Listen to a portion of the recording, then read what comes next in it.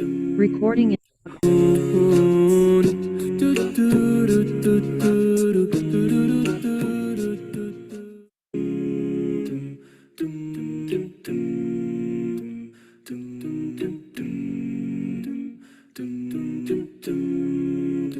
حينما حل البلاء جئت إليك ذليلا أناجي من لي غيرك ربي يسمع مني شكواي من يستجيب الدعاء إلا الذي قد دعانا إليه من لي غيرك ربي معقود فيه رجايا لا تعاملني بذنبي يا جواد يا كريم. أعوذ بالله من الشيطان الرجيم. Bismillah ar-Rahman ar-Rahim. I seek refuge in Allah from Shaitan, the accursed one. The time is now 2 minutes past 4 precisely. And I start in the name of Allah, the most gracious, the most merciful. I start by praising Allah Almighty because He alone is indeed due to be praised, and Him alone do we worship. I give salutation to our noble Prophet Muhammad sallallahu alaihi wasallam. May the peace and blessings of Allah be with him, his household, his companions, and those who accept faith after him. Assalamu alaikum. My name is Kudrat, the bearer of Salam Sisters. I welcome you all on both Salam Sisters platform. Thanks for joining us. I'm so delighted to see that many people are joining from different geographical locations. And if you're joining us for the first time, you're on Salam Sisters platform. This is the 8th series of our Critical Thought lecture. And today's topic is the framework for family cohesion. MashaAllah. Alhamdulillah, we have just completed the holy month of Ramadan, and we give grace to Allah for giving us that opportunity to see the holy month. So this lecture is the 8th series of Salam Sisters Critical Thought lecture series. And the idea is to, connect us with some of the values we have learned during the holy month. So bringing to you, some of these values so that we can take the value from Ramadan beyond the holy month. Alhamdulillah. Allah tells us in the Quran that Ya ayyuhan nas taqu rabbakum alladhi khalaqakum min nafsin wahida wa khalaqa minha zawjaha wa batha minhuma rijalan kathiran wa nisaa wattaqullaha alladhi tasaaluna bihi wal arham inna Allaha kana alaykum raqiba. And what that means, Allah tells us, all mankind, be mindful of your Lord who created you from a single soul, and from it created its mates, and through both it spread countless men and women. And Allah tells us to be dutiful and be mindful of Allah, in whose name you appeal to one another and honor family ties. And surely Allah is ever watchful over us all. So today's topic is about keeping the tie of kinship. And essentially, this topic is aimed to reconnect us with one of the most important aspects of our religion, which is keeping the ties of kinship. And this is, as you know, symbolic to many cultures, traditions, and religion. Mashallah, all our resource persons today are all, professional in the field, willing to share with us their wealth of knowledge. And before I hand you over to our moderator, I would like to thank everybody who have been involved in planning this lecture, this program for us today. A lot of work have been, gone behind the scene, and I'm hoping that by the end of today's lecture, you will feel really empowered, living with excellent learning experiences, inshallah. So I say thank you very much to everybody, our resource persons, particularly, the brilliant team. We have a Salam Sisters. You're doing a great job, sisters. Jazakumullahu khairan. And I pray that we find this session beneficial. And please do leave feedback for us, inshallah, so that we can know how we can, try to even be better in what we do. Well done, everybody. enjoy the lecture.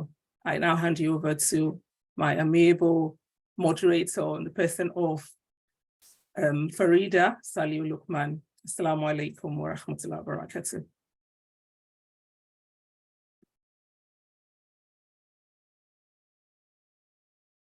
Over to you, Farida.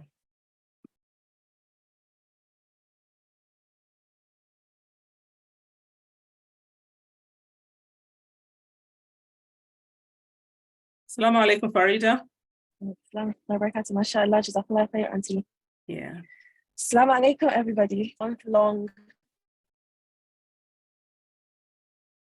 lecture series. Welcome back. It is so good to hold space with you once more.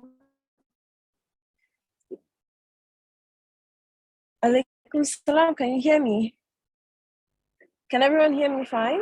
We can now, but it was breaking a little while and we can't see you.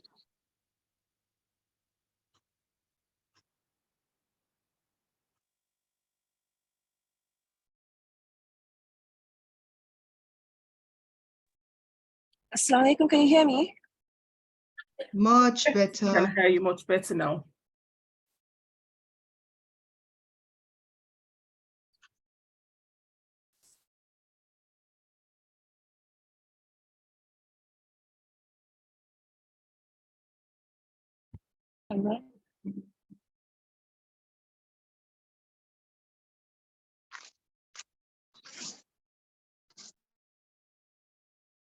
Hello, can I please get a sign if you can hear me? Now we can hear you, Okay, alhamdulillah. Oops. but we don't see you. I keep dropping off each time I turn on my video, so I will try Oh, I again. see. Okay. But No. Let's hear you. Aha. At least we can see you briefly and then maybe turn it off and then we will be okay with hearing you. Okay, so bear with me if at any point you don't see me anymore. I'm trying to conserve my bandwidth. Jazakallah khair, auntie, for that lovely introduction and prayer. I was saying earlier before I dropped off that if you were with us last year during our month-long lecture series, welcome back. It is so good to hold space with you once more. If you are joining us for the first time, welcome. Thank you for joining us. We are thrilled to have such a talented group of experts leading our program today. We have an exciting and insightful program in store for all of us. And inshallah, we look forward to a productive and engaging event. Before we dive into the agenda, I'd like to go over a few housekeeping items. We want to ensure that everyone feels safe and comfortable participating in this discussion. Therefore, we will be sharing some ground rules and trigger warnings to create a respectful and inclusive space for all. First, let's establish some ground rules. We ask that everyone treats each other with respect and kindness and refrains from interrupting the speakers, allows everyone to speak without fear of judgment or criticism. Please also make sure to mute your microphones when you are not speaking to minimize the noise and any background noise. With these in mind, we encourage you to please use the chat box. If at any point you would like to contribute to the conversation or ask a question, we welcome you to drop it in the chat. Next, it's important that we highlight that this discussion around family dynamics can sometimes be sensitive and trigger emotional responses. And we recognize that everyone may have different experiences and perspectives related to this topic. Therefore, we ask that you practice self-care and only participate in discussions that you feel comfortable with. If at any point you feel triggered or overwhelmed, we encourage you to take a break or leave the meeting. It's perfectly okay.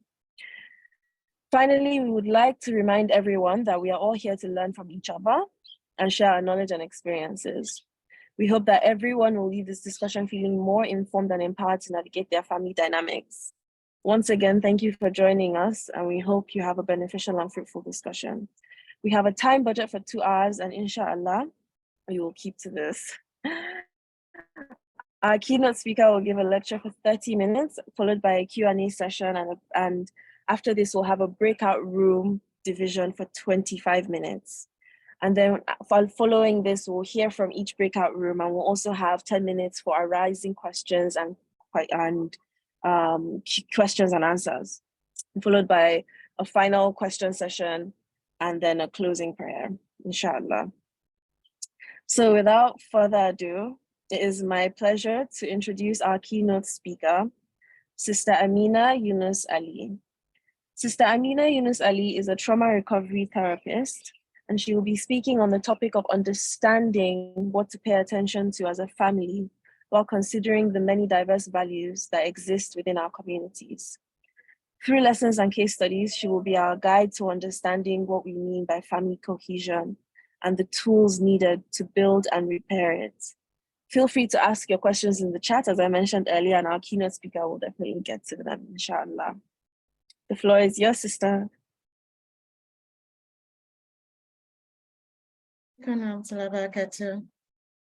Just a quick one. I want to confirm that everybody can hear and can see me right now. Yes, indeed. Thank you. Inshallah, alhamdulillah, it's such an honor to be here. Alhamdulillah, alhamdulillah, wa salatu wa salam wa ala rasulullah sallallahu alayhi wa sallam. Bismillahir rahmanir rahim, alhamdulillah.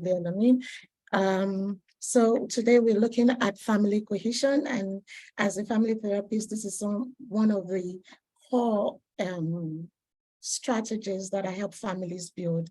And over the years, I have come to realize just how important our deen is in salvaging the cohesion needed in the society. So everyone here would agree with me that, of course, the family is the bedrock of the society. And don't worry, I'm going to share my screen very soon, and then we're going to look at some PowerPoint presentations. But I would like to start with a brief introduction. So, and what brought me into this space of family life industry. We all understand that family is very important to the society. In fact, in any given evolution that you may think of, the family is the one unique thing that actually brings about the decisions and the dynamics of how a society becomes. So when you look at the 19th century, you understand that the family and how the issues of slavery and how the revolution and the rehabilitation of the Black versus white human race became more intricate and more free, so to speak. I know that we are still dealing with a lot of aftermath from that particular century. And then you look at the 20th century and look at the 21st century and how the family dynamics have changed over time, from looking and from thinking about family in the sense of a larger society looking after one another in a very big bandwidth, right? To more nuclear, more closely knit, more secretive and private processes of how our family currently is in the society. A lot of us are from different parts, we are all from different parts of the world, but here in Nigeria, one of the things I notice is how how tall our walls are in terms of trying to keep yourself away from your neighbors as much as possible. And then even the undeniable yearning for us to be communities, which is what technology seems to bring for us, right? So there seems to be a conflicting signal in what we need and what we establish in the society. And all of this actually comes from the society. And that's why we're actually talking about family cohesion today. So I'm going to share my screen and then we can take a look at what family cohesion means. And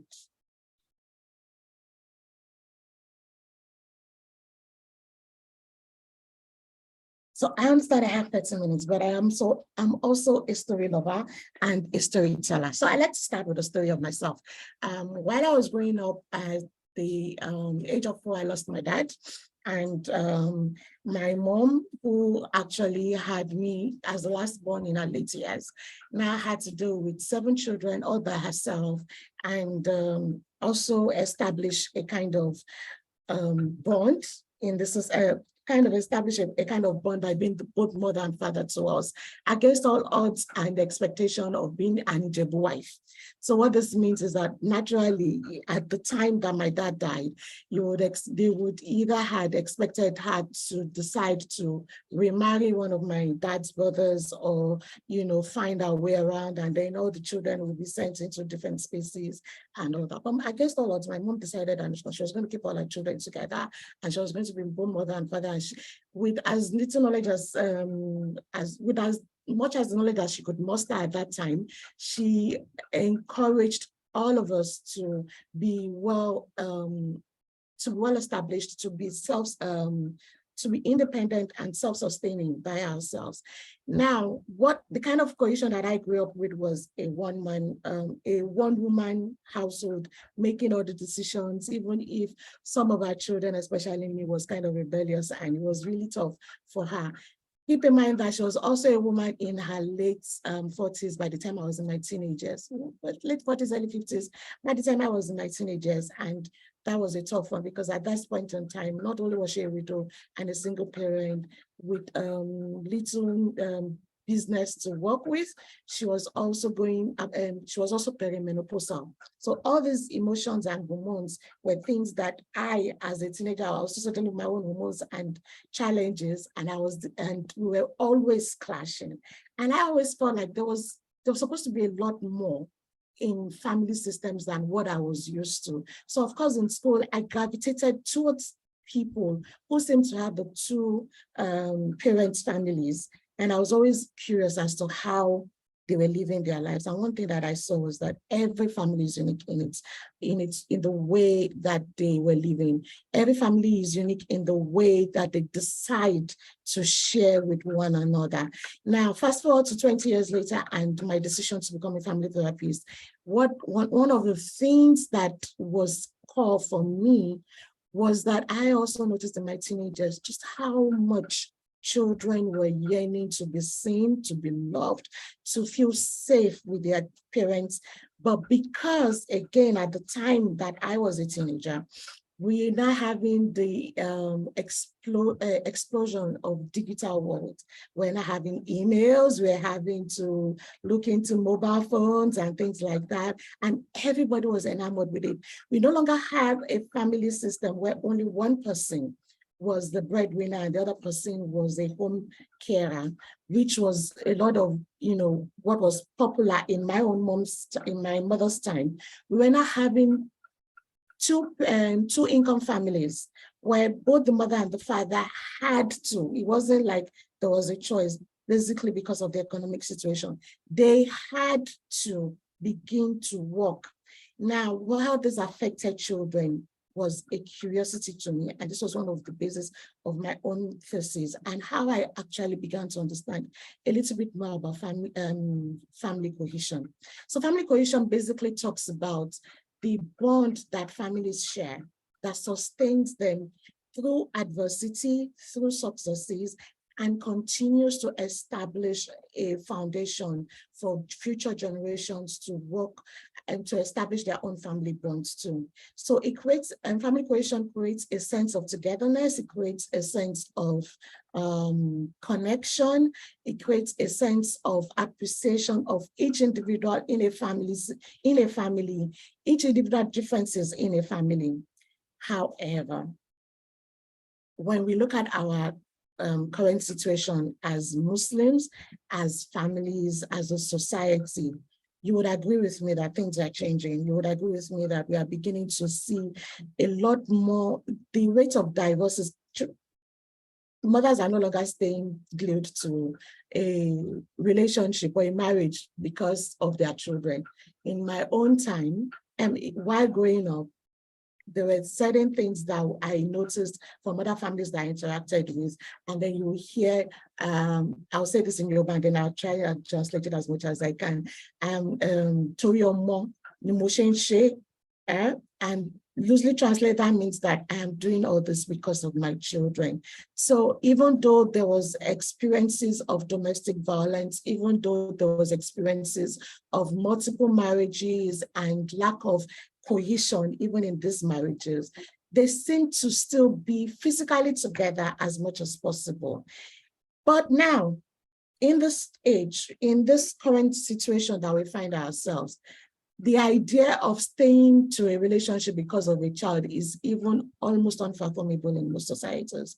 And in where it happens, you find that the experiences are so traumatic for either or both partners, either or both adult partners in the relationship, for them to even consider the idea of what family cohesion means.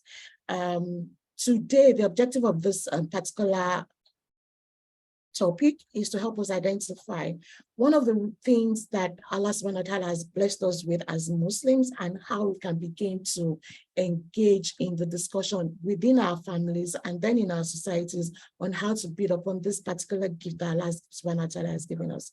The second is also to help us to identify the key strategies that are needed for family cohesion to work. Basically, the frameworks that family cohesion are established upon, both as seen in our deen, Islam, and as confirmed or experienced in the larger society of psychology, psychotherapists, and people who work in the family life space. So, as mentioned again, what is our need as a family when we look at it? If you can please go ahead and type in the chat. What do you think your need as a family is? Why do we bother to have a family? And I share this very strictly because I look at the number of young adults, not children, young adults between the ages of 18 and 24 that I work with, and how they currently define a family. Now, family are no longer restricted to mother and father and the children, or an extended family of grandparents and cousins. Family, we now have family of choice. We have family of friends. We have tribes. We have people at work that we relate to as our family, that we choose as our family. And we kind of like feel comfortable in them. But when you look at this ayah of the Holy Quran, where Allah subhanahu wa ta'ala says, as for those who have faith and do righteousness, then we admit them into his mercy. That is the manifest success. The entire need of human experience, the entire need of human experience, whether you're an individual or as a family, is to have that success, both in this dunya and in the akhirah. As for us, particularly as Muslims, we are more particular about our success in the hereafter. Now, if our need as individual is to be successful, how does the family play a role into that experience? What exactly are we beginning to see that could shape the idea of how success is manifested for us as a family? The two things that are very prominent in this particular verse is that Allah says, as for those who have faith, you have to have faith, and then you have to do righteous deeds.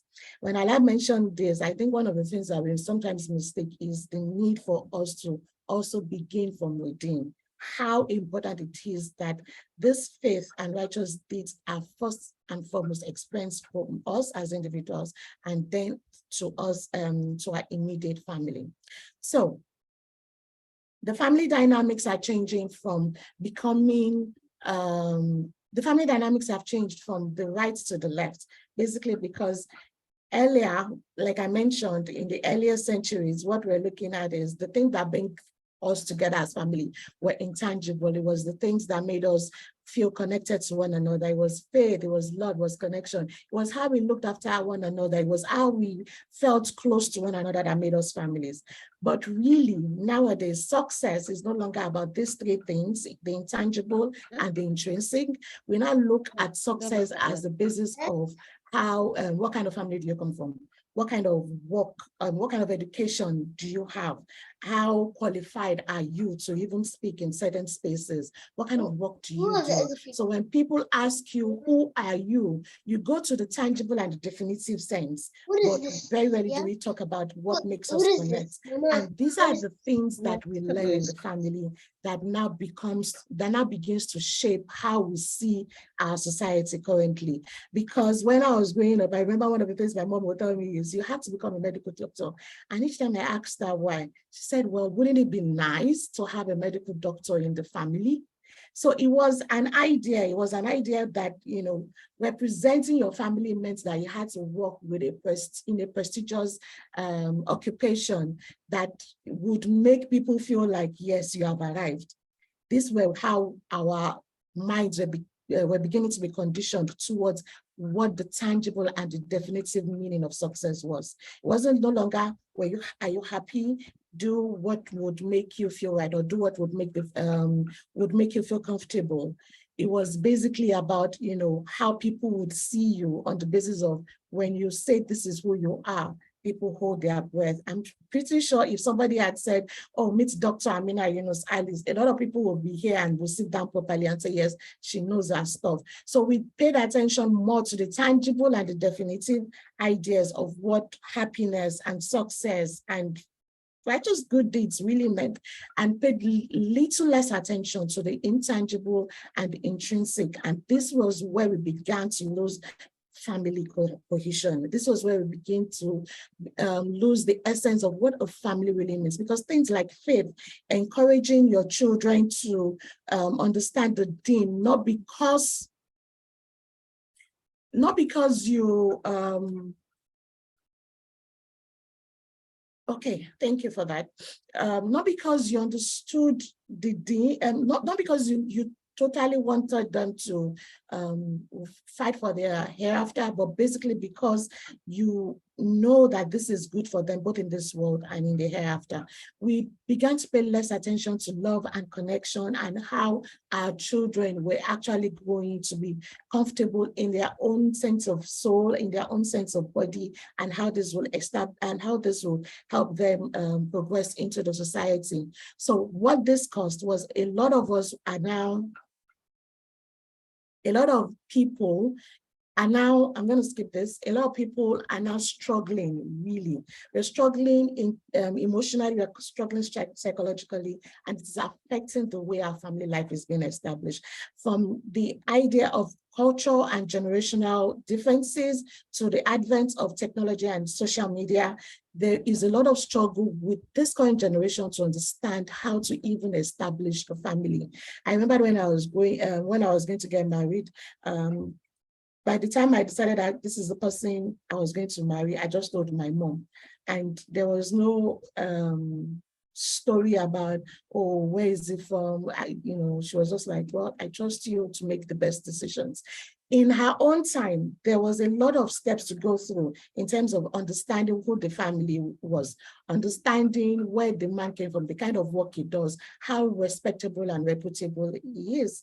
It is even now worse for generations between the ages of 20-year-olds to 35-year-olds right now, because they can just call you on the phone and say, Mommy, Daddy, I want to get married. And, or Mommy, Daddy, we are married. We got married last week in the masjid. And you are at a loss because, again, we say this is the way their own world is. So a lot is changing, and the struggle is becoming more real for us to really, really keep together collectively. There's also the hustle culture. So hustle culture is basically defined as the culture of everybody trying to find their own idea of success without minding how it affects another person. So the hustle culture is also changing the landscape of family. We are constantly in that space where mother, father are working, no more 9 to 5, like 24 hours around the clock. You have women entrepreneurs who are working, like you'll be chatting with somebody that you want to buy something from at 12 a.m. and they'll be responding to you because, again, business is important, getting the money is important and everything.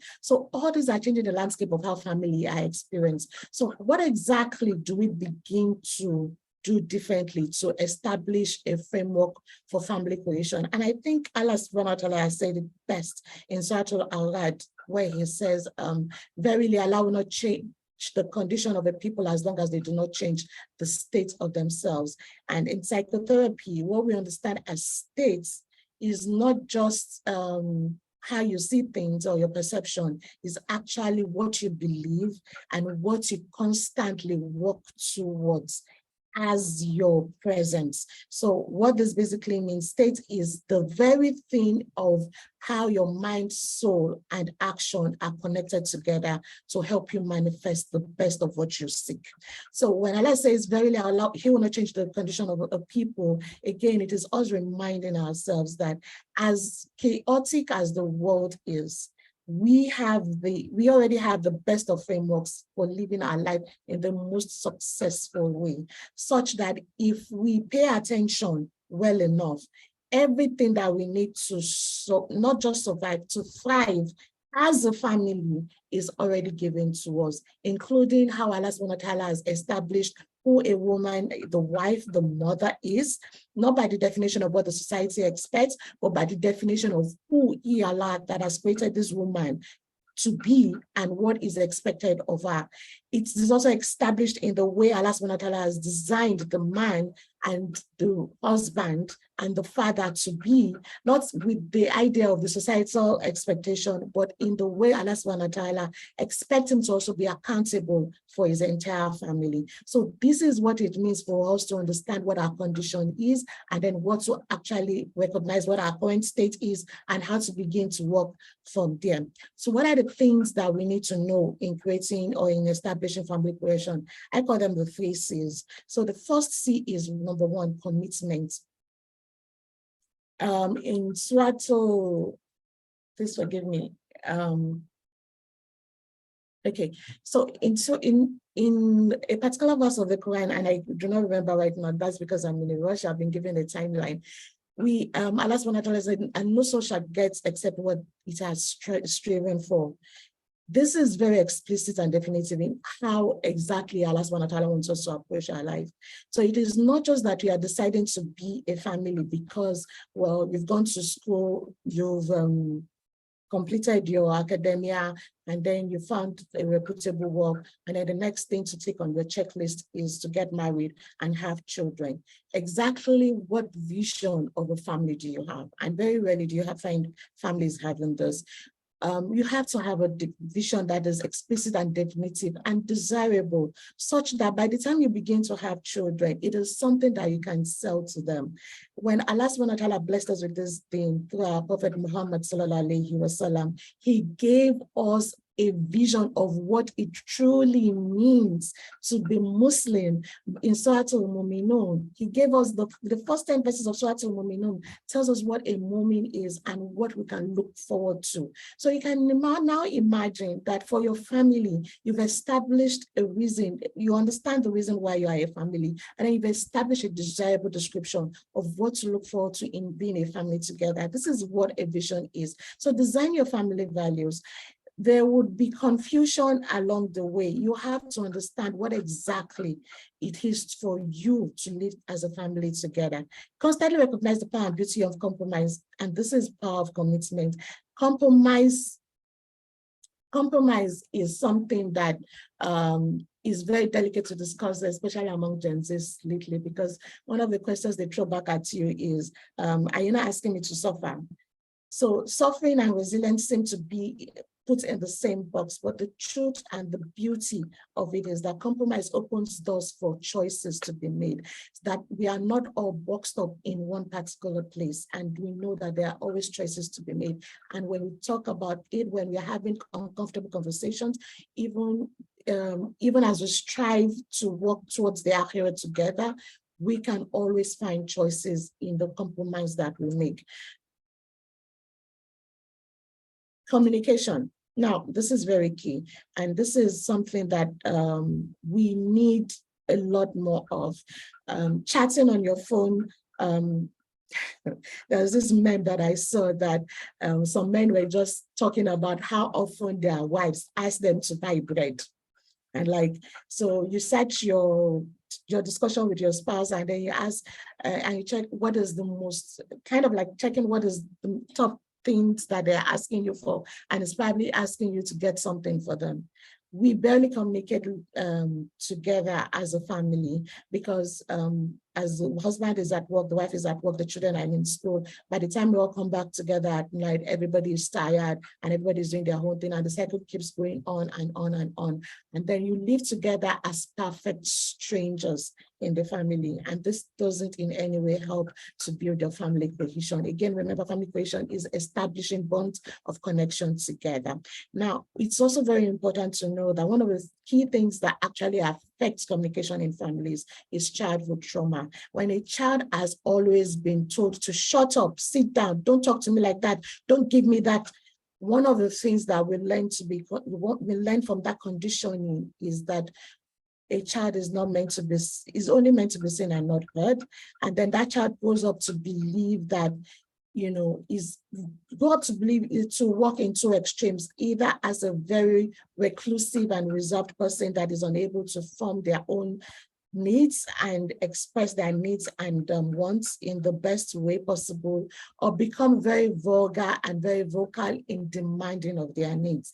Now, childhood trauma also influences how we listen. So even when somebody is giving you a positive feedback or an important criticism without being negative, you still hear it in the negative sense, because again, that is how your brain has been conditioned over time to listen to people, such that even when they are correcting you, you feel like they are attacking you. Even when they're giving you the most positive feedback, you feel like maybe they're giving you a compliment, for instance, you feel like they're only teasing you, or that person is not being true to you. So it is very important for you to check yourself. How do you listen and how do you speak? Look at how you speak in your family. So in my house, there's a noise threshold. If the threshold of noise is above that, that means that there's something wrong and that person is stressed. So we call it a timeout. So everybody in my family can actually take a timeout. You need to evaluate how you communicate in your family, and it starts from understanding how you listen. First and foremost, are you listening through your trauma and conditioning, or have you actually worked on yourself well enough to understand how to listen and how to speak? And then the third, of course, which is very important, is connection, building connection. Connection is work. So this is where very typically we could easily say this is us asking to be loved, affection and things like that. But love is work, faith is work, worship is work. Everything that we need to do to actually get it right, everything that we need to do to actually get it right is work. So if you're going to love a person, it's very easy to be attracted to someone, but to sustain that attraction requires affection, and affection speaks particular languages for each individual. The language that each person speaks with their affection or listens with their affection is very definitive, and you have to do work to understand that. You have to do work to be able to speak that. If I'm going to learn German language now, I have to do a lot of reading. I have to be patient with myself. I have to, constantly speak that language to be more affluent in it. And this is what it means to be affectionate to one another. However, if we haven't decided that we want to do the work of love, this is where you begin to realize that, oh, maybe I made a mistake in this relationship. Maybe this is not what I actually wanted. And this is not the kind of family I wanted. And it is basically because we forget also, that is the first point, that people change. We only forget to tell ourselves. The person I was yesterday is not the person that woke up today. In fact, in the last 24 hours, I've been through immense stress with Nigerian flight system in the country, because I was trying to book it, and it got me agitated. But through it, I've also begun to take lessons of what it means to book flights and manage the system. This is an additional learning to my person. And the more we expose ourselves each day, whether we want it or not, we learn. We cannot not learn.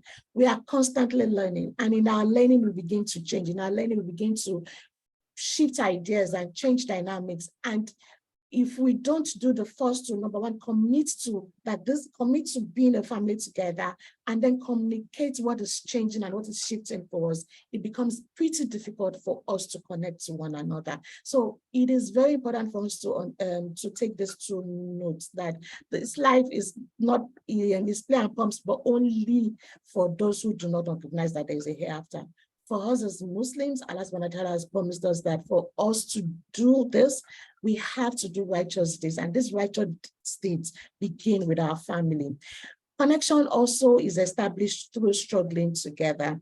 One of the things that I have seen in my counseling room over time is how our men are constantly, because of the conditioning of you have to be a man, you cannot lay your burden upon your children. You begin to see that they hold their struggles away from their spouses or away from their family. And this is where you begin to question, how then do you want your family to understand what you're going through? So a wife and a husband are having a discussion, and the wife is gisting about, oh, this Ashwebi that I want to buy. But then the husband is worried about the account of the family, but he's not saying anything. And he's just listening. And then he goes on social media and says, oh, my wife is the most inconsiderate human being on earth. What has happened is a collapse of communication and a disaster of commitment, because we've just not committed to understanding one another. So it is important to learn how to struggle together. This goes vice versa. Women also go through struggles. You're having hormonal cramps and you're not telling, you're not sharing this with your spouse, or you're not even allowing your children to understand what you're going through. Too often, I find children not knowing even their family's medical history because their parents kept it away from them. And then they get married and then begin to discover that some things are beginning to show up. And you're like, when did this start? How did that happen? How come I didn't know about this? It is basically because we also did not learn how to struggle together. Struggling together emphasizes how compassion is actually expressed with one another, because the very meaning of compassion is to share pain together. It comes from the Latin word compare, and it comes from sharing pain together. So compassion lies where struggling together is established. So if you're going through any adversity, you learn to share this with your family. So community engagement, and this is the last C. I mentioned 3 C's, this is for the family, but this last C is very important.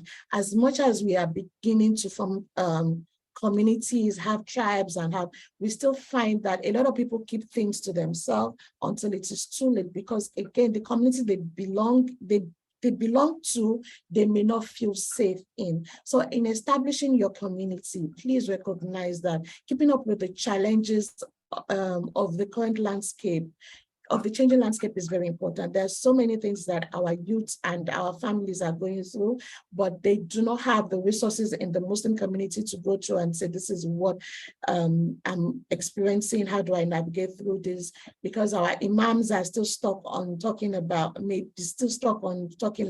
how long the hijab should be and how short the trouser of a man should be, or we are talking about when Salah is and things like that. Not to say that these are not important, but it's also very important to pay attention to the current trends in society and how this affects our families. Providing resources that are effective and engaging the minds of our audience. Our current audiences are no longer the whisper in between, or no, you don't say that in the large gathering kind of audience. And I'm talking about the Gen Zs and even some parts of the millennials. It is important for us to begin to recognize that some of the difficult conversations that we only say in our bedrooms and in our backyards need now to be said in communities, need now to be shared within communities where people can fully express themselves and express their struggles. Make communities safe, okay, and not make them safe spaces and not gossip grounds. This is very key, because one of the things that turn youth off is when they feel unaccepted, basically because they feel one auntie is judging them for who they currently are. You would remember in the life of the Rasul Sallallahu Alaihi Wasallam that never did he turn away anybody that was seeking knowledge, no matter who, even what people said to him about that person. So get trained in family counseling. More and more, there is a need for us to establish counseling rooms in our masjids, in our society, in our community organizations as faith-based work. It is very much more important right now, because again, the way our children are being conditioned to believe is that they can live their life, the YOLO, you only live once, right? But then as Muslims, we need to now bring them into that space where they know that they can freely express themselves and feel safe and feel seen and feel heard and feel that their problems will be resolved. And this only comes if we begin to actually understand the dynamics of the society at large and how it plays the impact in our own deen and within our own Muslim community. And this actually comes through counseling and therapy. So engage your soul on this journey, for your body wears and withers before time is spent. Basically, this is understanding that the first person to begin the journey of family cohesion is the self.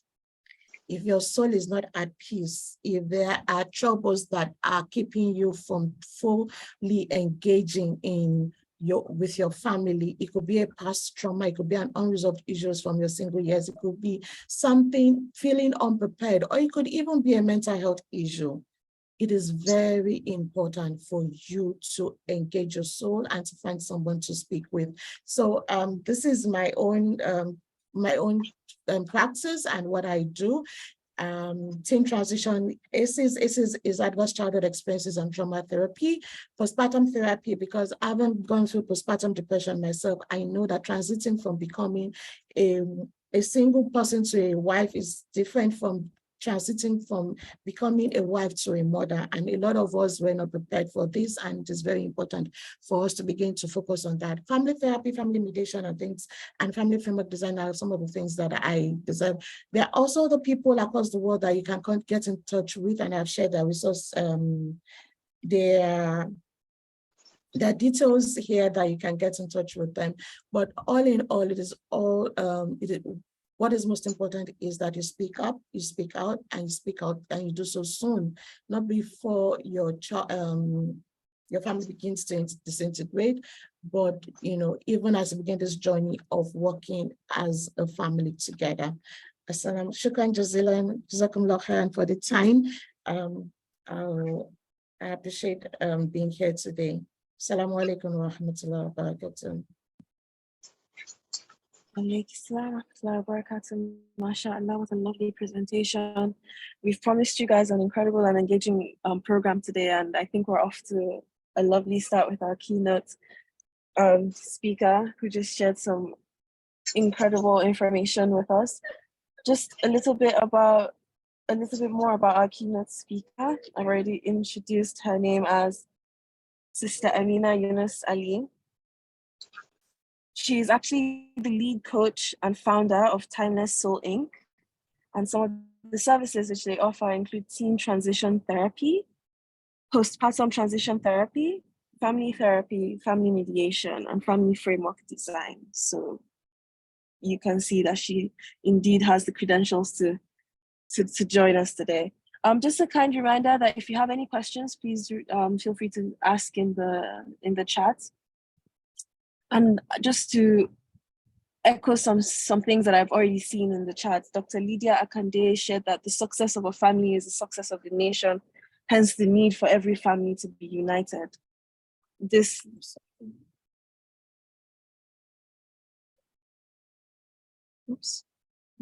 I think is at the core of what our keynote just presented. Some of the things that stuck with me from our keynote's presentation are the C's that she shared: commitment, communication, and connection, and community. And I think one of the things that really struck me was when she said faith is work, worship is work, and if you're going to love a person and sustain attraction, it requires work. And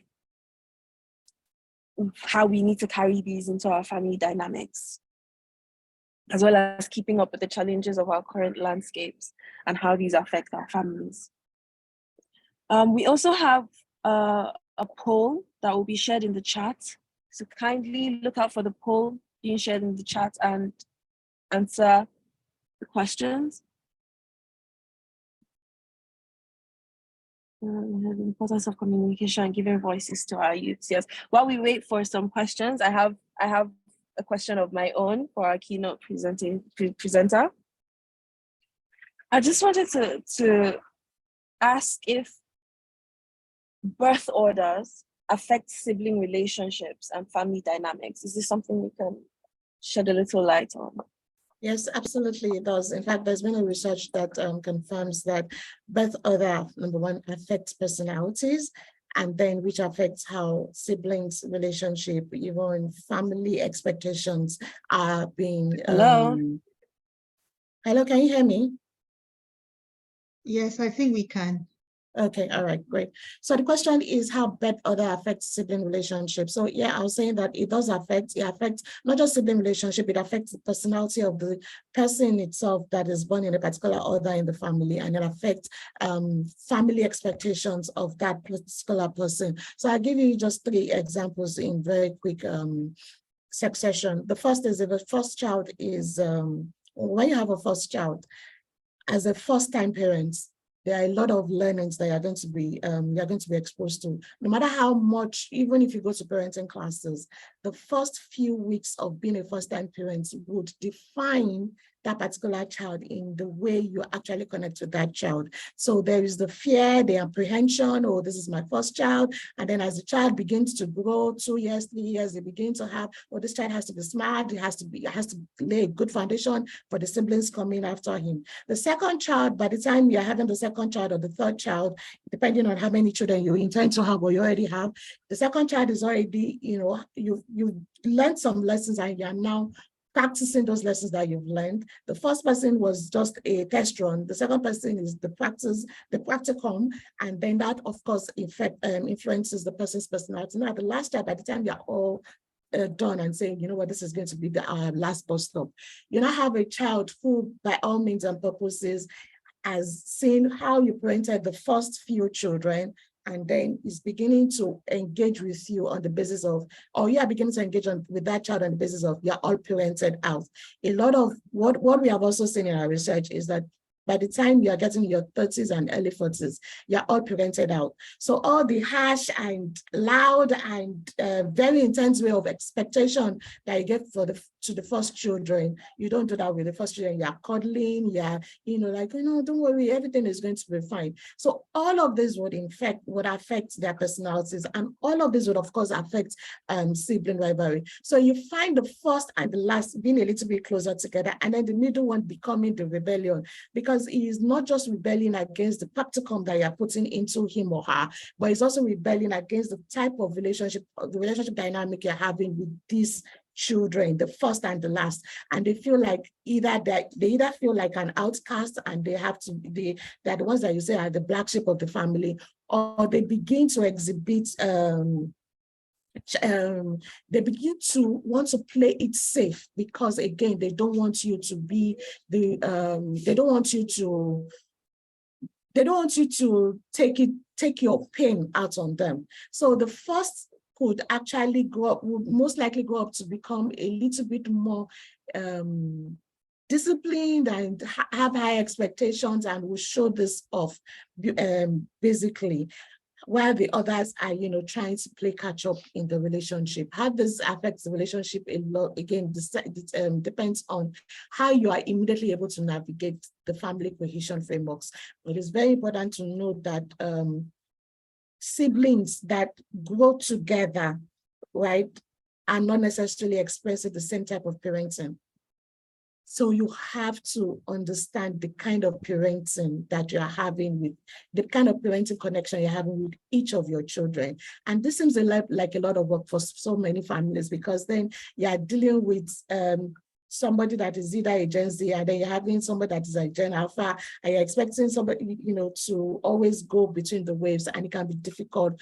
But trust me, with the right tools and resources, it is possible. Mashallah, tabarakallah. I hope that answers your question, Farida. Yes, perfectly so. Such a lovely, profound answer you've given to the question. I have another question in the chat. Sister Amina's asking, says, Jazakallah khair, how do we address the trauma and stigma surrounding seeking counseling or help? I think we need to speak more Actually, about it. I have a few questions here. Would you prefer I ask all the questions at once and you answer them, or you answer sure. as Absolutely. Yeah. So that of trauma and stigma.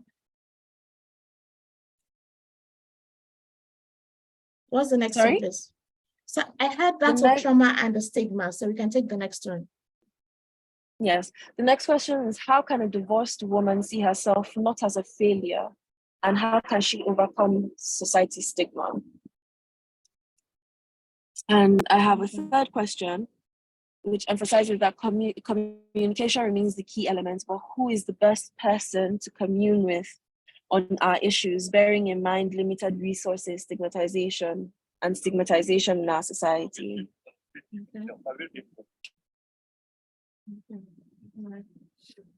Okay, are those all?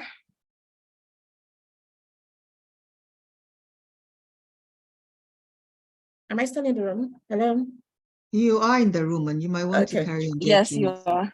Okay, all right, great. So trauma and stigma, the more we talk about it, the more it becomes less of a stigma. In fact, I think for the generation of our children, it would be a lot easier. But we also need a lot more adults to talk about the generational trauma that they've been through and how they are working through it, because it provides a lot of foundation and help for the younger generation in navigating theirs as well. So stigma comes from shame. Shame is only dissolved when you expose it to lies. And the easiest light that I can expose it is to understand that, number one, Allah subhanahu wa ta'ala has promised that, he has said that, ya ibadi, who has transgressed against himself, do not despair of the mercy of your Lord. He is all forgiving and he will definitely ease your affairs. Now, it's not just about what you have done wrong, but what you are also experiencing that you feel ashamed of.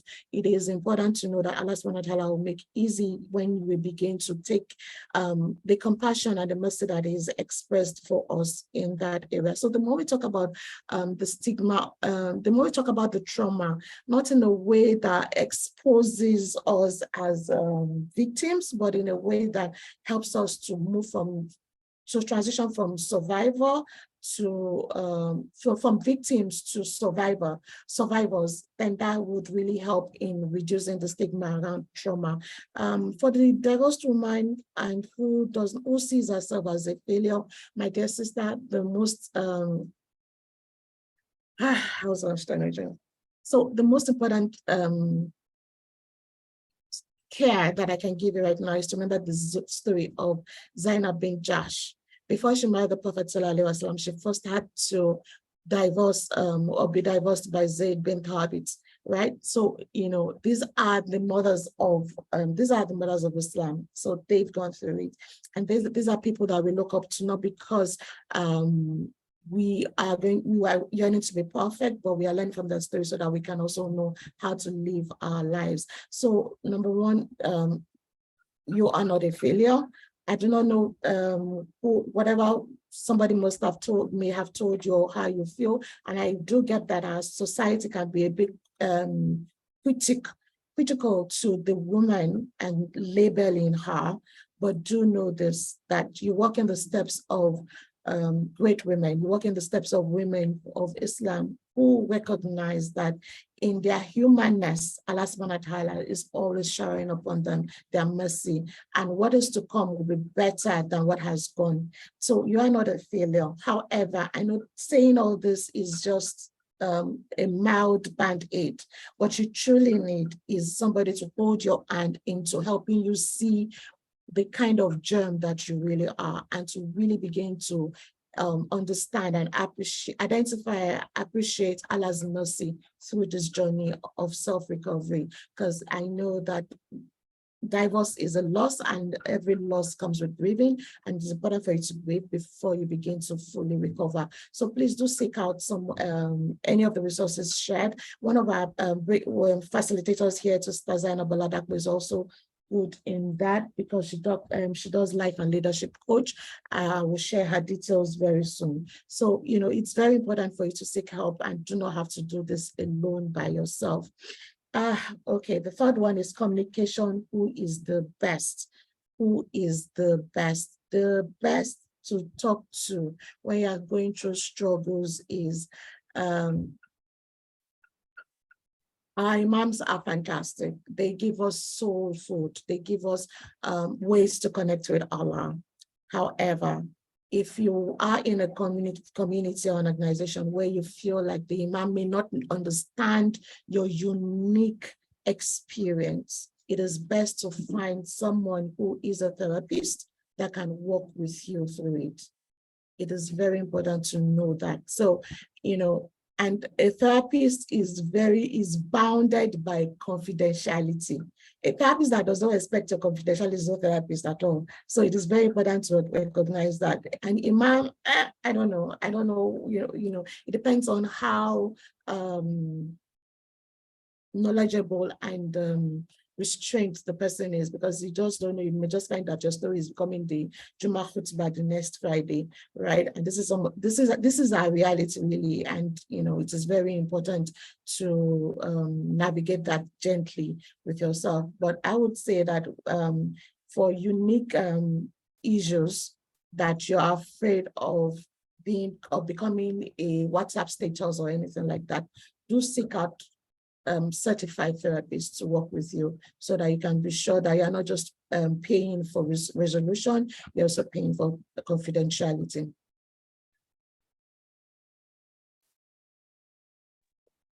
Okay. MashaAllah. Inshallah. So I Thank you think that for answers all the questions. responses.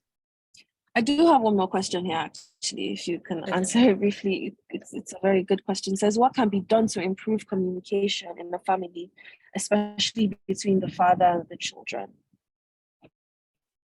Between the father and the children, I would say that if it is the spouse that is asking this, or if it is the father that is asking this, let me start with that. I think one of the things you want to first make sure is, what is your conditioning of communication?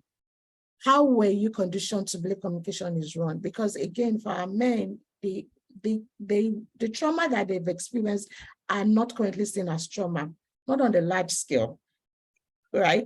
You have to first identify your conditioning of, if you grew up in a family where all the father did was to pass out instruction and very rarely relate with the family, then you would know that with your best intention, and this is no spite on you or even on your father, with your best intention, it is very likely that you will relate to your children that way. Until you unlearn that conditioning with rigorous work, with someone that can help you find a resolution to it, that will be difficult. Now, if it is a spouse that is asking on behalf of her husband, the communication between the both of you has to be strong, first and foremost, before the communication between the father and the children is established. Because again, children in their raw sense, they are not born plain. They are born with their own unique sense and sensibilities. And some of their sense and sensibilities comes from the way they attach to us as individuals. There are some children that all you need to do is to cuddle them and they feel okay. There are some children that they need to hear words. All these are love languages that children expressly speak. So if you and your spouse don't have a good communication, it is very difficult for you to convince the father to now begin to relate with the children, because the children, it will be a tough road for him to navigate. So he begins to practice with you, that without commitment and the connection, and then little by little he'll begin to navigate. And I dare say that for a lot of our men, and this is no spite on them, really, it is just the way our Africanness, and I speak about African men these days, our Africanness has interrupted our learnings as human beings. So, we come from a lot of conditioning of how a man is supposed to be, that actually interrupts how that man relates with his family. And even when that man is trying and he's really giving his best, right? He's really giving his best. He is, he's responsible, taking care of the family and all, but he's struggling with actually putting his thoughts into words, because he was not trained to do so. Because men were told that if you cry, you are big boys don't cry. Men were told that a good man never shares his burden with his wife. You'd rather share it with your friends at work or your siblings who are also men. A good man takes care of the family no matter the cost, even when this man is dying under the weight of taking care of the family, and he has no one to speak with, right? So these are some of the internal struggles that our men are constantly facing, and it takes us, our gentleness, our feminineness, to help them navigate that connection with their children, and it is a really important one for that matter. So thank you very much for asking that question, and I hope this answers the question.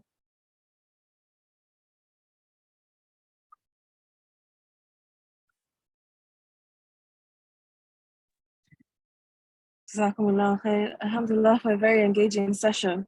So we have heard from our keynote speaker and taking some very insightful questions, but we want to have a deeper dive. So for this 8th critical thought lecture, if you notice there's a poll that's already up, so please engage with our poll to help us better engage with you. So for this 8th critical lecture, we want to have workshops. So we have a group of fantastic facilitators leading 4 breakout sessions today with their wealth of experience and expertise, each with a unique topic and perspective.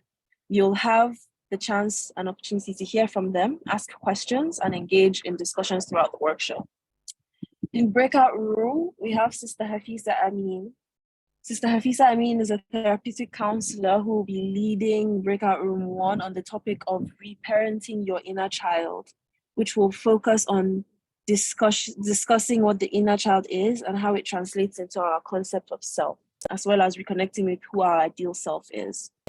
In breakout room 2, Sister Zainab Oladapo will be leading a session titled Engineering True Achievement in the Family. Sister Zainab is a life and leadership coach, creator of the Achieve It Already method. She's a home educating mom of 5 whose life's mission is to help Muslim women maximize their full potential. Sister Zainab will share life leadership concepts that help align everything we do in life with our values and measure levels of achievements against these values. In breakout room 5, Sister Amina Salihu will be leading the room on the topic of building trust with our children. Sister Amina is a Muslim feminist, farmer, and philanthropist. She's a serial ideas activator and advisor to public, private, and not-for-profit sector organizations.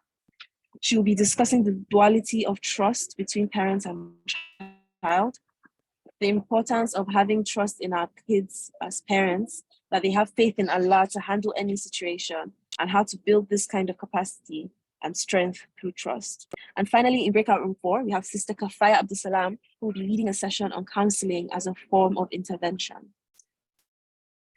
And after each breakout room, we will have a feedback session from our facilitators, and we'll have the chance to have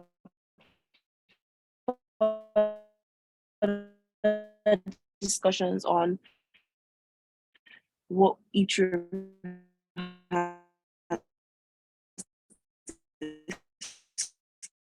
discussed.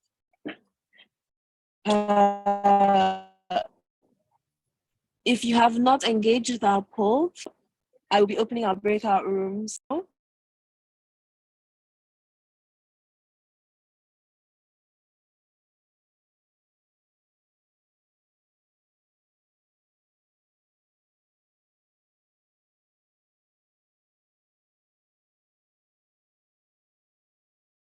The breakout rooms are open. Please,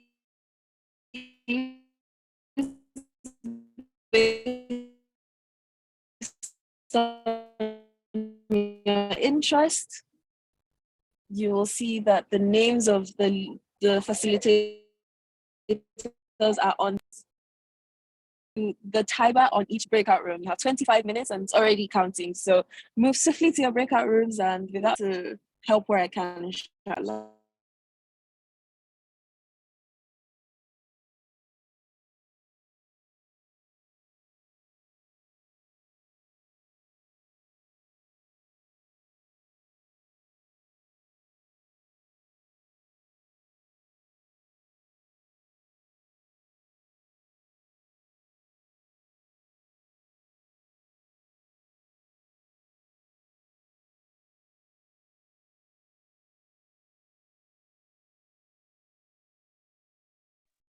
Is there anyone still in the plenary who's having difficulty getting into a breakout room? Please let us know.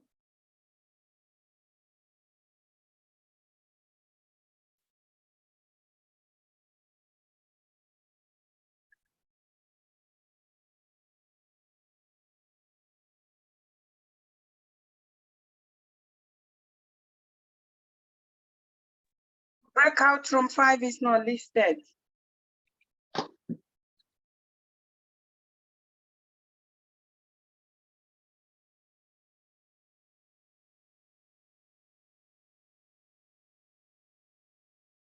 There is no breakout room 5. There are only 4 breakout rooms for you to choose from. So please kindly do.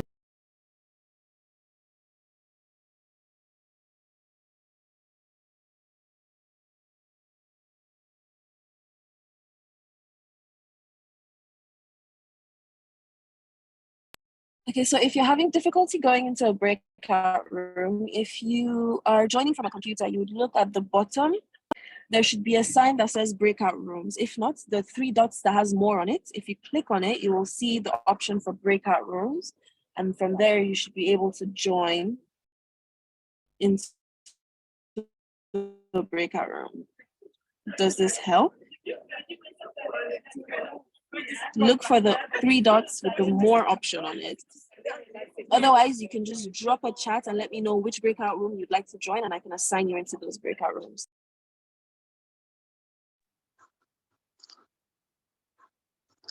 Sister Amina has a hand up. Yeah. Sister Amina or Debode.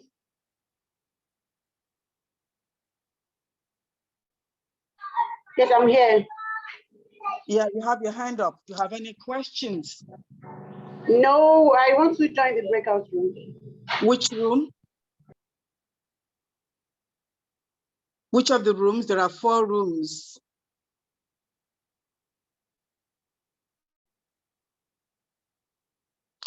Okay, if you are on your phone, at the top left, there should be 4 squares. We should say breakout room. And then you can click it. You have the options for any of the 4 rooms.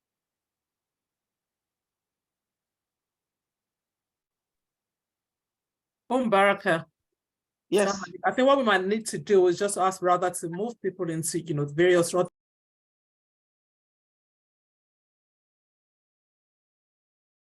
think we're all back. Assalamu alaikum. Wa alaikum salam. Wa alaikum salam. MashaAllah. I'm looking up for a moderator. The data might have thrown her out. But I'm sure we had wonderful sessions, all of us. I had the honor of working in room 3, and there were some very excellent questions asked. I'm also looking out for our keynote speaker, Sister Amina, because we're meant to bring some of these thoughts back to you. Yes, I'm here. MashaAllah, I see we have 83 people in the room, and I would like to ask, Sister Zainab's details are in the chat. Sister Zainab, would you like to start us off? Let's hear some of the questions that emerged in your group, in your breakout room, and for our keynote speaker to also hear and see which one she'd like to also take. And then I'll go to Sister Hafiza and then Sister Kafaya and then myself.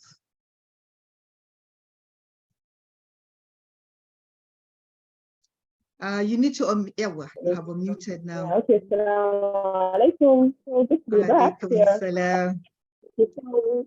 In breakout room, the focus is really on engineering achievement in the family. And what was expanded was the importance of values and vision, in that whole dynamic of,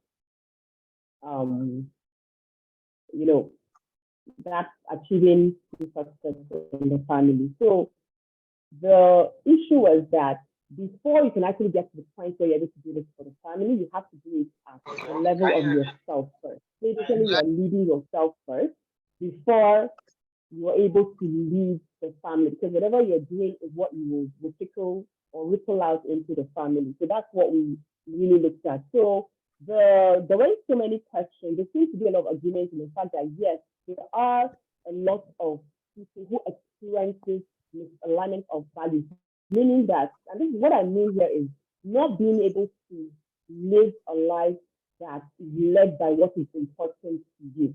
So you're basically living life through what seems to be important, basically what society is pushing you to, just like what Selena talked about earlier. What it seems, the family wants you to do, or what it seems this person wants you to do. Because of that, you have this internal clash and you're not living up to your full potential, and that affects the whole family. So we have situations where people have now needing to step back and really see what is it that is important to me, what is really important to me in showing up in this world as a Muslim, really to now be my best self, to feed my family. So the thing that came up most was the fear of judgment in terms of asking for help, because you have many people that have this happening, and then they are basically struggling in silence until it gets to a point where they are just sick and tired of struggling, and they now try to resolve things.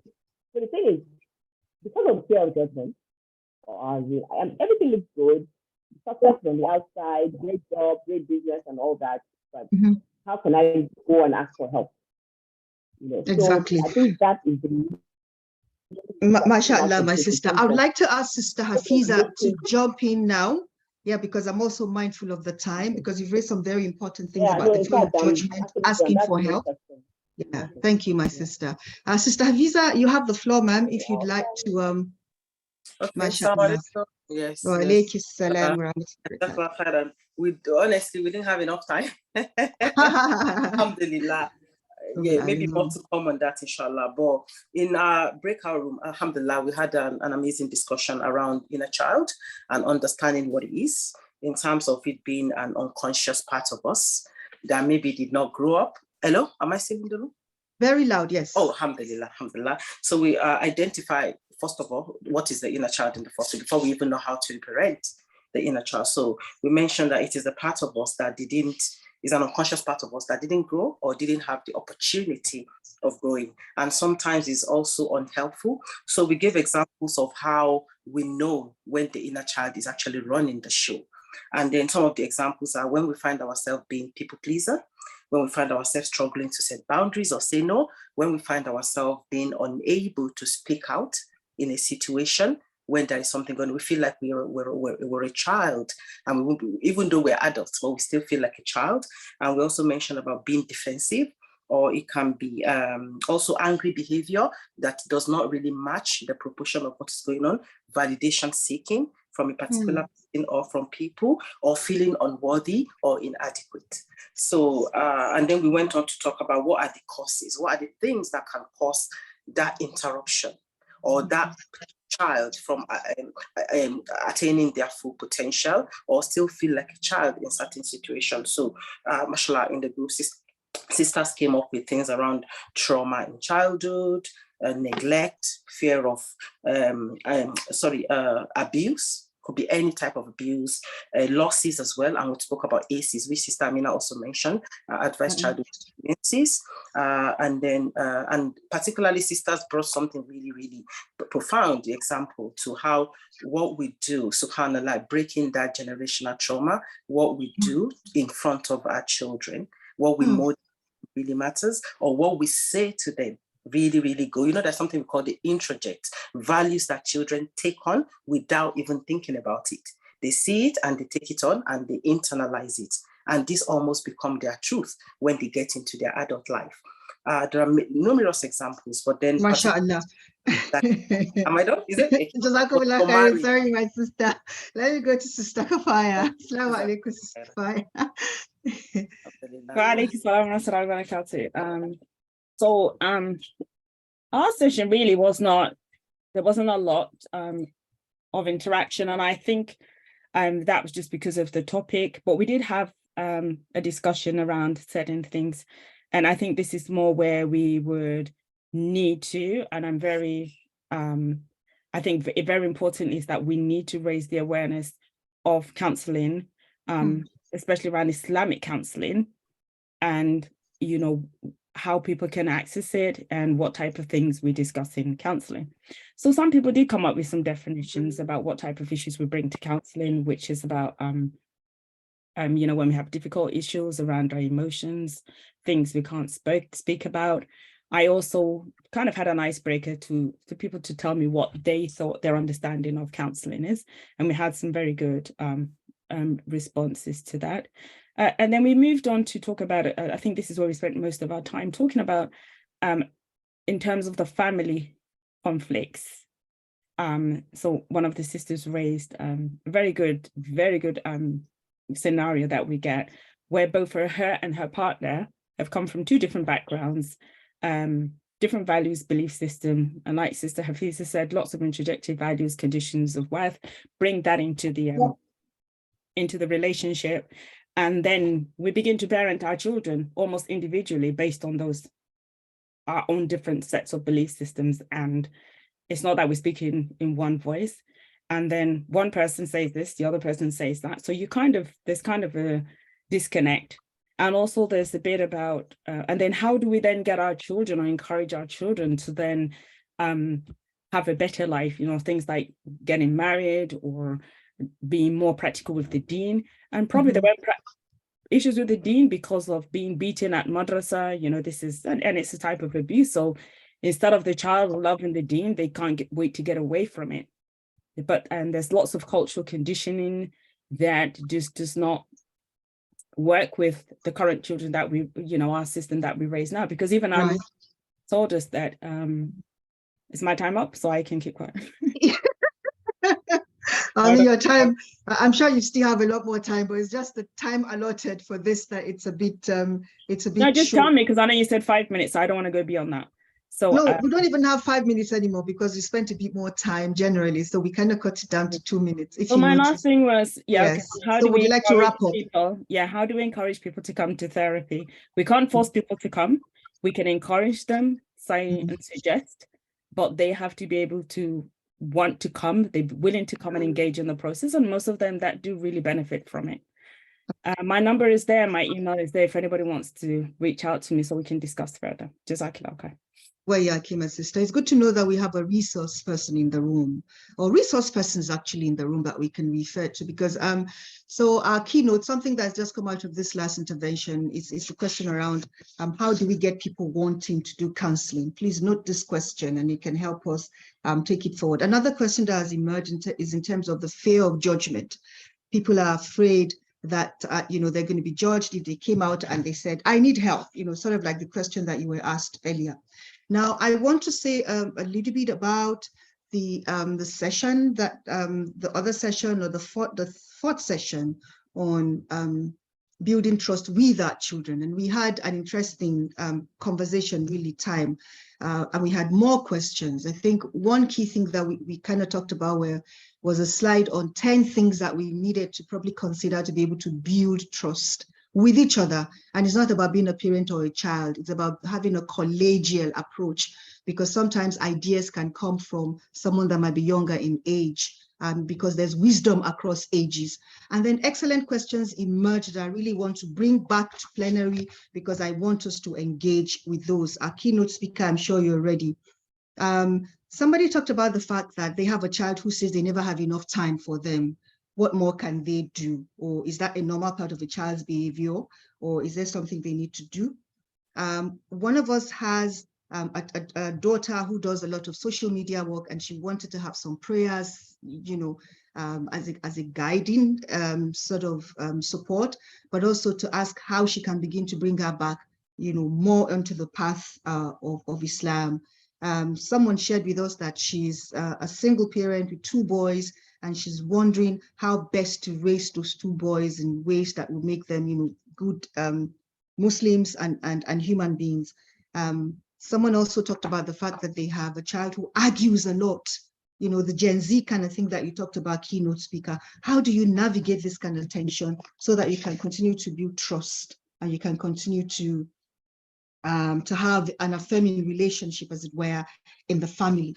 So I thought to bring these back from that conversation, and for you to take some of those comments that have also emerged, some of those questions, you know, and there's an interesting one in the chat. Jennifer says, on the contrary, some of our children do not have time for us. They're constantly, you know, doing every other thing that interests them. So how do we have time for each other? I think this is the question that we're pulling towards, because if we're going to have that family cohesion, like we've said, there's wisdom across the ages. Everyone needs to feel loved. Everyone needs to have equal access to equal information. And we need to have a collegial model. So what could the family look like? We have about 7 minutes. Their keynote speaker, if you can help take this question. Oh my goodness, 7 minutes. Are you sure? I was just going to ask, I'm very sure. day? That's what the clock is telling me. I was just going to say, do we have another day to answer? These are really very important questions. And very good questions. Okay, they're really good questions. So I'm going to start with Jennifer. Thank you, Jennifer. In fact, that's the bane of our life as parents these days, children who don't have time for us, who are so subsumed into their gadgets. So I will just say, again, begin to speak the language of the child.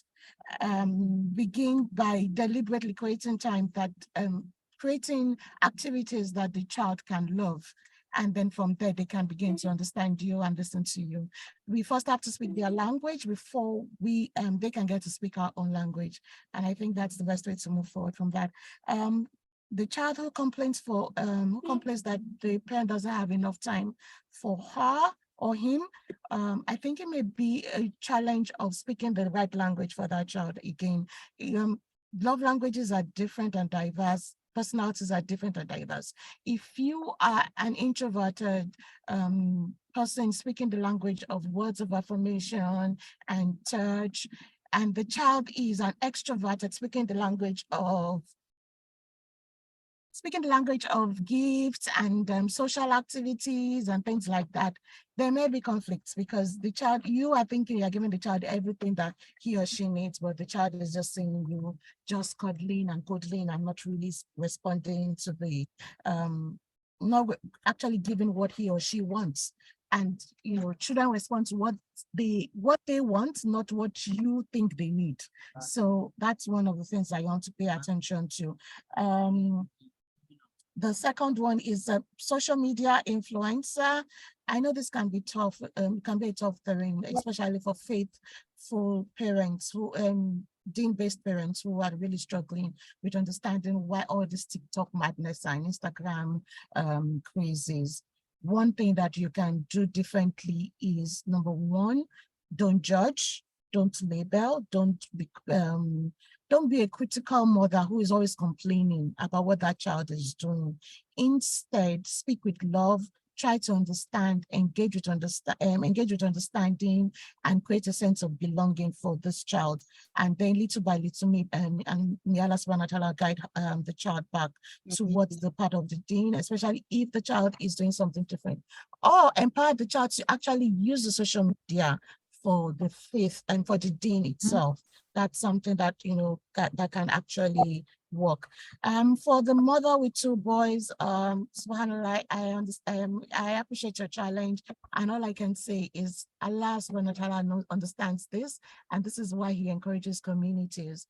And what that means is finding parenting partners who are male figures that you trust, that can actually substitute for the father figure need that these boys would most likely have. This could be your imam in the community. This could be brothers in the madrasa that you trust and know, the kind of stuff that they are made of, and you can actually leave your children to take some of their values and things like that. Engage them in activities that would actually expose them to more people that can influence them positively. To the one who argues a lot, I actually posted this in your group, Mrs. Amina. Dr. Amina actually said that this could be a case of personality conflicts, right? Arguing may just be the language the child speaks in communicating. It is not that the child is trying to be obnoxious or disrespectful.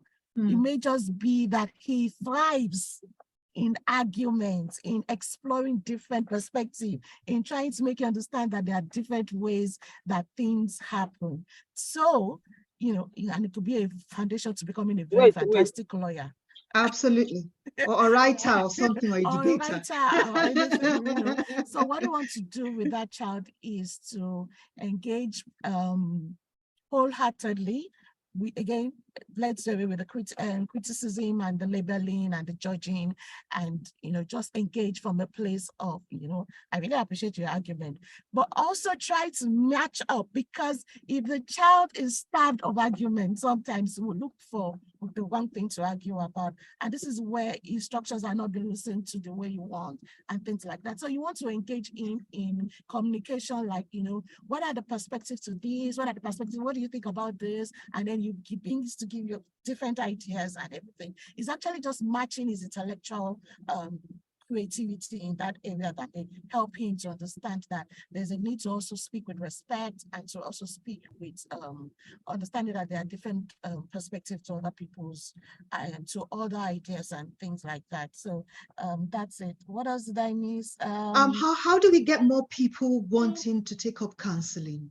How do we get This people is a to do question for counseling? us now as Salam sisters, really. Okay, I think we should do more of this. We should do more of this. This is an informal counseling process, really, because I'm sure a lot of people are beginning to identify with some of the things that we've said, and they are beginning to see that, I shared my story in the beginning, not to just like let people understand that growing up wasn't also rosy, but it was something that actually drove me to where I am today, and that there are critical lessons that we can learn from our lives, whatever that life could have been. So, this is an informal way of counseling, and counseling just brings you clarity.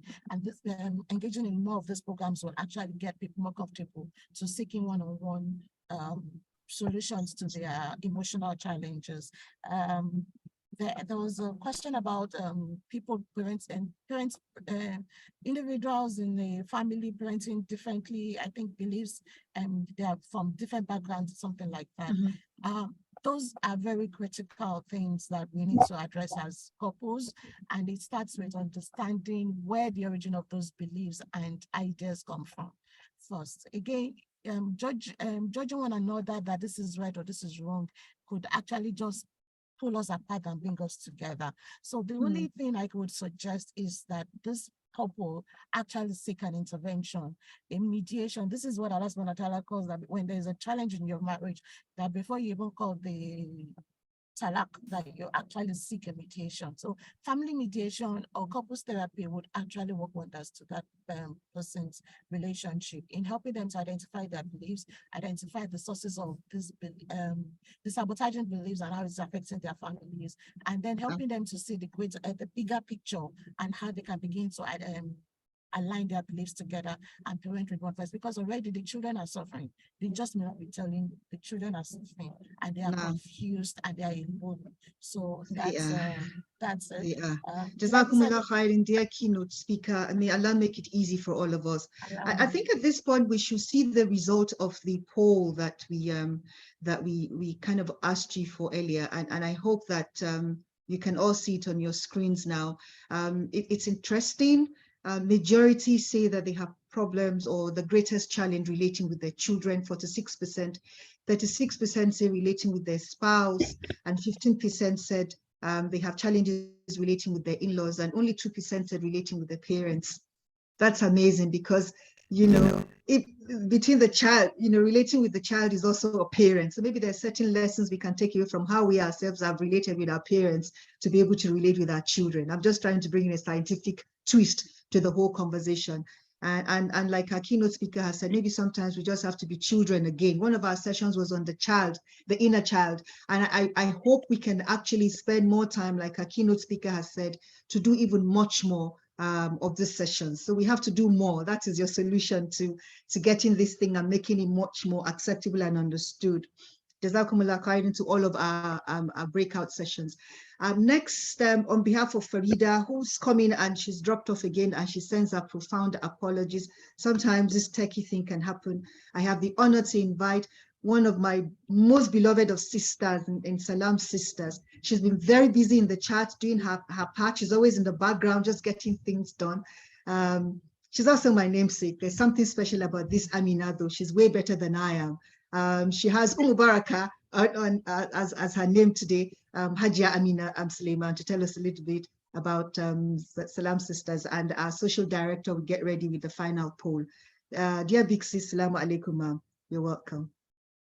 Wa alaikum salam wa rahmatullahi wa barakatuh. Lovely sisters, it's been really great having everybody on board today, and hopefully we've taken one or two things with us. Now, the lecture today is one of our critical thought lecture series, and we address critical issues, and hopefully you've taken something home. This is just one of them.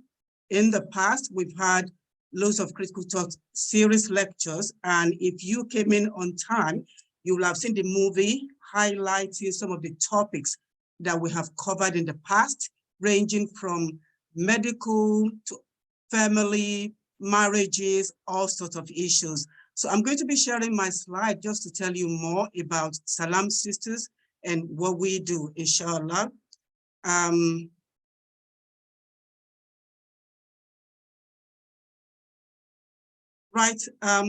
One of the things we do is the Quran study circle and memorization. This is just for ladies. We have sessions 3 days a week, every week, and it is run by volunteers. All the sisters, the facilitators, the teachers, they are volunteers. Jazakumullahu khaira, may Allah reward them for their time and for their efforts. And we also have Sira. Again, this is ladies only session. Every Thursday, 6 to 7, that is in suspension at the moment. Then we have the Quran Tafsir every Sunday, again, just for ladies, except when we have guests, and then it's open to the members of the public. And that is on Sundays, 4 to 5. Then the Critical Thought Lecture Series, which is every 3 months. Then we also have this very interesting program, Ask the Sheikh series. We usually invite scholars, we ask questions. In the past, we have had Sheikh Asim Al-Hakim from Saudi Arabia. We've had Abu Osama, we have had Imam Al-Fallah from Ansar Islam to address issues. And then we also recognize that all work and no play make Jack a dull boy. So we find a way to relax sisters in an environment that is Islamic. So we started this social event. We have had 2 potluck sessions, face-to-face meeting. Thanks God that the COVID now allows us to do that. We have also had dinner at a restaurant in Manchester, and we are in the process of planning our 3rd get-together, which is still in the planning phase. Now, our upcoming project, I'm really excited to announce that we have Quran memorization competition coming up next week. This is open to the members of Salam Sisters Quran Study Circle, as well as the Salam Sister at large and the members of the public. So it's going to be via Zoom, 2 o'clock next Saturday, inshallah. We have judges from here, from Oman, from the UK as well, and they'll be giving out prizes to the winners. So if you are interested, Rhoda, could you share the link to the Quran study group, please? Rhoda will be sharing the link to the Quran study group on the chat box. Then we are also very, very excited to announce our marriage services, where we hope to connect singles in our community, again, all within the Islamic environment. And this is an ongoing project, but it's really gathering pace at the moment. And apologies if you have received messages, I think the last 2-3 days or so, inviting you to join that. We were just test running the platform. So we're not trying to get a second husband for your husband or try to find you a husband or anything, but it's just, we're trying to test it out. And that was just what happened. So we also use this opportunity to say congratulations to some of our sisters. Sister Doi completed her PhD from Newcastle University. Again, we celebrate successes together and we support each other when we are down. And our own very Amira completed a leadership course with the British Council of Britain, which she successfully completed. And I know my namesake is waiting to go on. Yeah, that is just where we are at the moment. We also support the community. Again, remember, we are for the support for the community. We took part in the fundraising for Old Kent Mosque in Manchester. Alhamdulillah, Salam sister was high. Salam alaikum. Wa alaikum assalam wa rahmatullahi wa barakatuh. Thank you, my namesake, for that, the story of our journey and the fact that we continue to walk our talk. And I could see the excitement in the chat. The website is on the chat. You're going to get all the presentations that were shared today from the Salam Sisters website, including even some of the programs that are coming up. And I've seen the conversation continuing and our keynote speaker also continuing to engage in the chat. Please forgive us if you were not able to have your say today and you'd like to have your say. Part of our strength is that we respect time. We use time effectively. It's always Islamic time. And that is why people always listen to our call. We were almost at 100 at a point in time today. Alhamdulillah, that we hope that we found this conversation useful.